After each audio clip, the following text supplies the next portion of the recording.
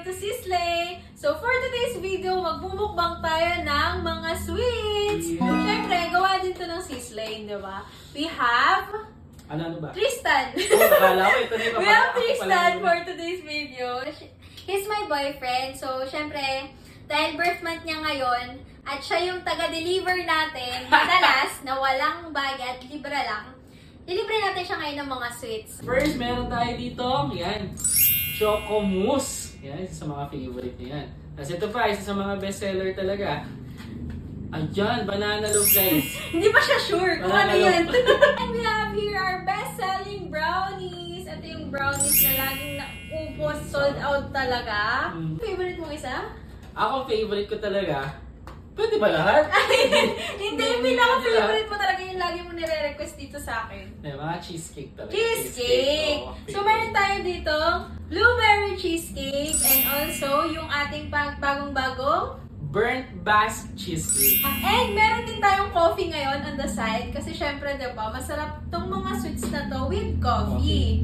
And also, dahil meron kaming leftover na ube cake, ito yung cake ng papa ko last Thursday. So, sinama na natin, di ba? While we're doing our mukbang sweets. Yeah, may twist. Meron tayong twist na gagawin. Yes. No? So, meron akong set of questions dito na pin-prepare. Kasi habang nagmumukbang kami, magko-Q&A tayo. Yes. Okay, so more about the baking journey ni Clarice or everything about business, about life. Medyo random to ah.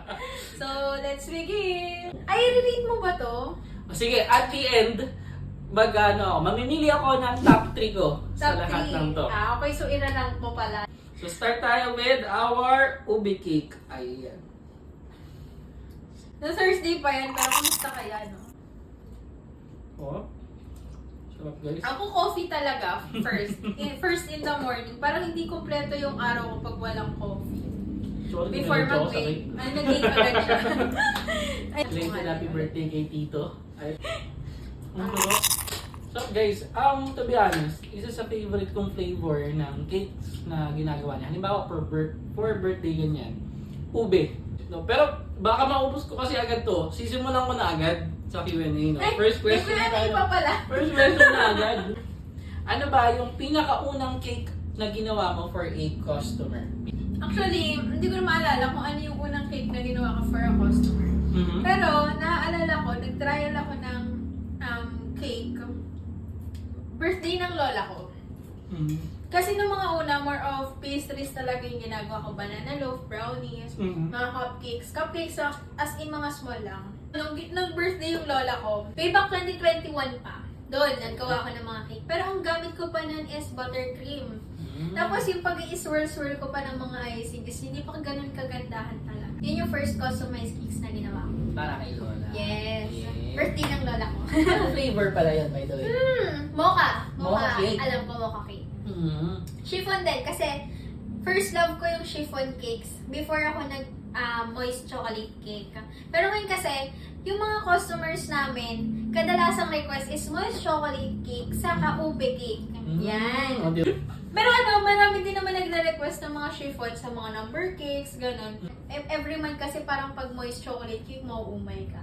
Yun. Yes, So, more of different flavors kapag number cakes. Pero pag customized cakes, more of chocolate moist cake, ganun. hindi niya napansin, naubos ko na agad. Okay. Anong susunod mo? Hindi ko pa nga naubos yung akin, di ba? Sobrang bilis. Next na tayo, brownies na. Wow. Ito yung bestseller na brownies. Kanina ko pa inamoy. Lagi itong sold out, guys. Minsan, nauubos kami ng Sunday. Hindi kami nakakagawa agad kasi priority namin nga yung mga cakes. Mga hapon pa kami nakakapag-restock ng brownies. May time na 3 customer yung natanggihan namin kasi naubos yung stocks namin. Ikakain ko na lang kayo. Ay, naingit. Ito kasing brownies namin, as you can see, flaky yung top niya. At the same time, fudgy siya. Makapal din siya. Diba? So, sa lahat ng mga nakapag-try na ng brownies, diba? Alam nyo yan, hindi nakakaumay, hindi sobrang tamis. Cheers! Cheers. Cheers! First bite. Oh my God. Talaga. So Sobrang chewy talaga. Isa yun sa favorite ko sa brownies. No? Na very dense. Mhm. Tapos pag kinagat mo, nandun yung chewiness niya. Na napaisip ka kung kinakagat mo ito talaga, brownies ba talaga? Or parang papunta na siya sa chocolate na fudgy na ganyan. Ang galing. Yun kasi nag-add ng texture eh. Mhm. Yung pagkagat mo, yung ibabaw niya, flaky. So, sa mga naghahanap ng mga pastries na may texture, this is for you, yung brownies talaga. Teka, second question na tayo. Baka maubos natin ito agad eh. Hindi.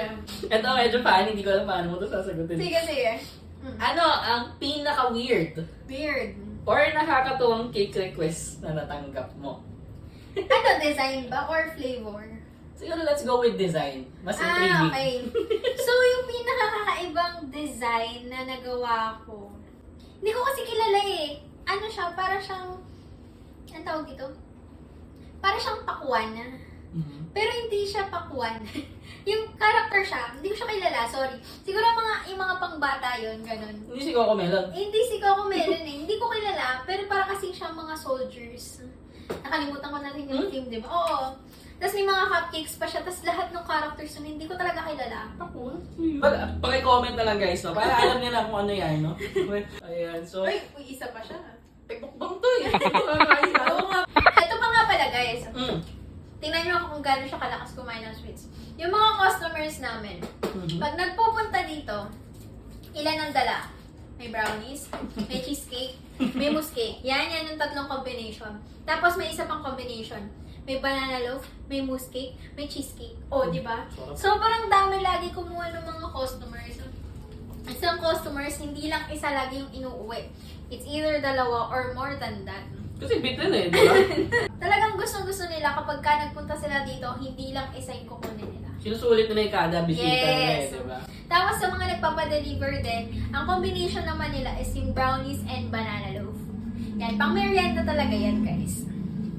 Sa mga teachers dyan, hello po sa inyo. Ito yung favorite nila. Banana loaf and yung brownies. Ayaw nyo na sa Teacher's Day. Alam nyo na. O sige, next question agad tayo. Chikahan ka lang, chikahan. Kung hindi ka naging baker, Ang hirap naman ang tanong. ano kaya ang ginagawa mo ngayon? Well, basically, sa mga hindi po nakakaalam,